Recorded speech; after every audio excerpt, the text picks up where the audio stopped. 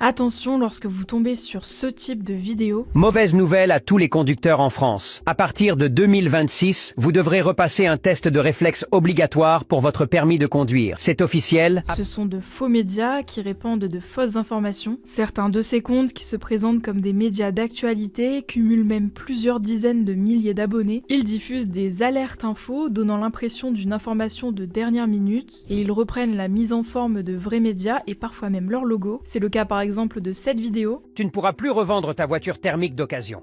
Oui, à partir du 1er juin 2025. Celle-ci a fait plus de 400 000 vues. Pour renforcer sa crédibilité, elle va même jusqu'à citer BFM TV et préciser, je cite, que c'est une décision officielle portée par le ministre de l'Intérieur Bruno Retailleau. Bon et bien déjà, Bruno Retailleau est mal orthographié dans ce TikTok, puis il a rien à voir là-dedans car il est ministre de l'Intérieur et non de la transition écologique. Mais surtout, il s'agit d'une fausse info qui n'a jamais été relayée, ni par BFM TV, ni par aucun autre média français. Alors une loi existe bel et bien sur l'interdiction de la vente de véhicules thermiques neufs, donc qui roulent à l'essence ou au diesel, mais elle ne sera pas applicable avant au moins 2040. Le problème, c'est que des vidéos comme celle-ci, il y en a de plus en plus sur TikTok. L'objectif, faire le plus d'audience possible pour gagner de l'argent, car TikTok offre une rémunération pour les contenus les plus vus. Aujourd'hui, plus de la moitié des Français disent s'informer sur les réseaux sociaux selon l'AFP, et même si TikTok affirme que ses règles communautaires interdisent la désinformation, de nombreuses fake news deviennent facilement virales, notamment grâce à l'algorithme de la plateforme. Pour éviter de partager ce type de fausses infos, on te conseille donc de chercher au moins une autre source fiable et c'est encore mieux si tu trouves l'origine de cette info. Les fautes d'orthographe, la voix semblable à une IA et les infos qui paraissent trop grosses pour être vraies sont également d'autres signes de désinformation auxquels tu peux prêter plus attention.